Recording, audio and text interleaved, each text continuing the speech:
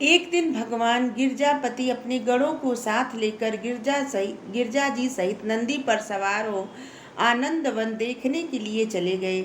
आनंद one में पहुंचकर उन्होंने गिरजा से उस क्षेत्र की अत्यंत अत्यंत प्रशंसा की। वहां मंदार, कनेर, केतकी, अनार, चमेली, कुंद, मौलश्री, मालती, जूही, कमल आदि अनेक प्रकार के सुगंधित पुष्प खिले हुए थे।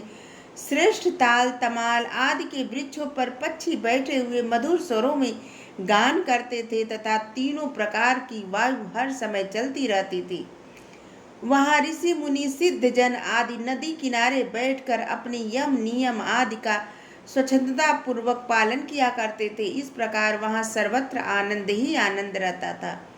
हे नारद, उस उत्तम वन को देखकर भगवान गिरजापति ने अत्यंत प्रसन्न होकर माली को बुलाया और उसे पारितोषिक मतलब पुरस्कार देकर कृतार्थ किया। इसके बाद वे वन के भीतर जा पहुंचे। वहां उन्होंने गिरजा से कहा, हे प्रिय, जिस प्रकार तुम हमें अत्यंत प्रिय हो उसी प्रकार यह काशी तथा आनंद वन भी हमें अत्यंत प्रिय है, अत्यंत पसंद है। जो व्यक्ति यहाँ आकर मृत्यु प्राप्त करता है उसे हम मोक्ष प्रदान करते हैं। यहाँ के रहने वाले सदैव प्रसन्न रहते हैं। हम उनके ऊपर अपनी विशेष कृपा बनाए रहते हैं। हे नारद, यह कहकर जब शिव जी गिरजा के साथ आगे चले तो उन्होंने यह देखा कि हरिकेश जी एक अशोक वृक्ष के नीचे बैठे हुए थे। अत्यंत प्रेम पूर्वक तपस्या कर रहे थे और अपने मुख से विश्वनाथ का उच्चारण सुन रहे हैं। उनके शरीर में केवल हड्डियां और नस दिखाई दे रही थी। सिंह, सर्प आदि भयानक जीव अपने स्वाभाविक हिंसक भाव को त्याग कर उनकी रक्षा करने के लिए उन्हें चारों ओर से घेरे खड़े हुए थे।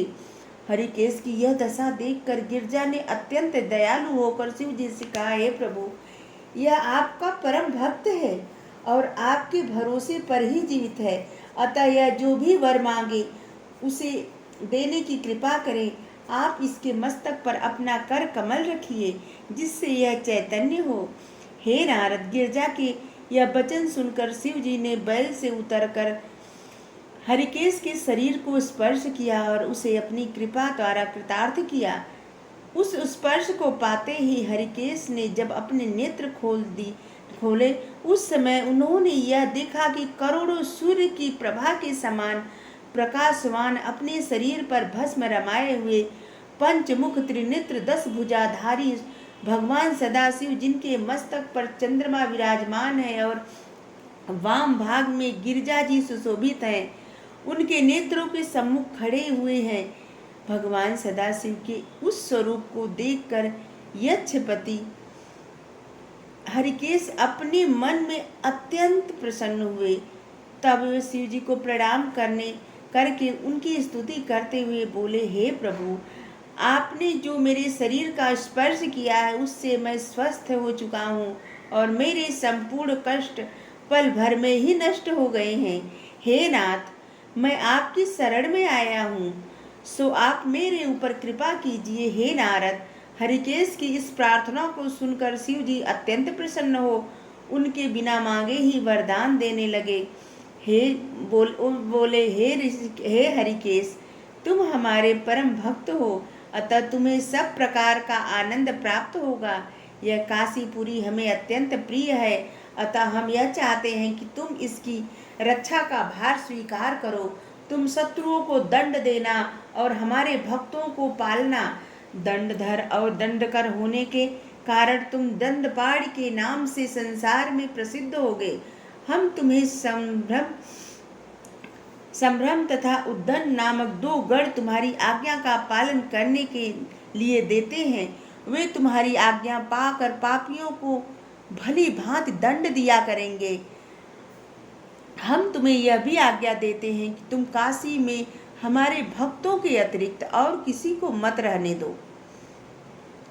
तुम इस नगरी में रहने वालों को अन्न देने वाले, प्राण देने वाले, ज्ञान देने वाले तथा हमारी आज्ञा से मुक्ति प्रदान करने वाले भी होंगे।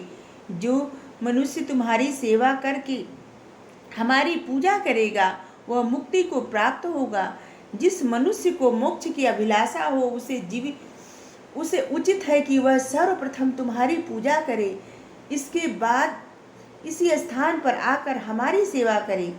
तुम हमारे गणों में सर्वश्रेष्ठ हो। इतना कहकर शिव जी पार्वती सहित अंतर्ध्यान हो गए, अपने स्थान को चले गए।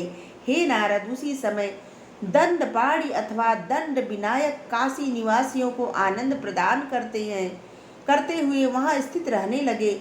वे दुष्टों के लिए अत्यंत भयानक तथा शिव भक्तों के संपूर्ण दुख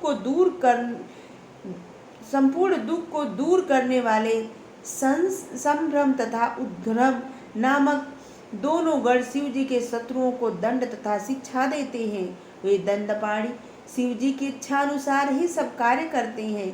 वीरभद्र ने दंडपाणि का आदर नहीं किया, इसीलिए उन्हें अप्रसन्न होकर दूसरे स्थान पर रहना पड़ा, अर्थात दंडपाणि की सेवा न करने के कारण वीरभद्र को काशीवास प्राप्त न हो सका। अगस्त्य मुनि भी इसी कारण काशी में न रह सके। उनको भी दंडपाणि की सेवा न करने के कारण काशी त्यागनी पड़ी। हे नारद, धनंजय नामक एक वैश्य बहुत धनवान था। वह शिव जी की पूजा में बहुत ध्यान लगाता था। इसी प्रकार उसकी माता भी शिव जी के प्रति प्रेम नहीं रखती थी। अस्तु, जब धनंजय की माता मर गई तो धनंजय उसकी हड्डियों को काशी ले आया। यद्यपि उसे शिव जी से प्रेम नहीं था, फिर भी वह अपनी माता की मुक्ति की कामना करता था। यह देख दंडपाणि ने शिव जी की इच्छा से यह चरित्र किया कि धनंजय की माता की हड्डियों का उसके एक गण ने देख लिया, जिसके कारण वे तुरंत ही अदृश्य हो गई। इस प्रकार जब वे हड्डियां गुप्त हो गईं, तब धनंजय निरुपाय हो अपने घर लौट आया। उसके बाद काशी में पहुंचकर वे मनुष्य दंडपाणि की सेवा नहीं करता, उसे बड़े बड़े कष्ट उठाने पड़ते हैं। वह अधिक समय तक नहीं रहने पाते। इसलिए प्रत्येक मनुष्य को उचित है कि वह काशी में रहने की इच्छा रखे तो दंडपाणि की पूजन अवश्य करे और शिव जी की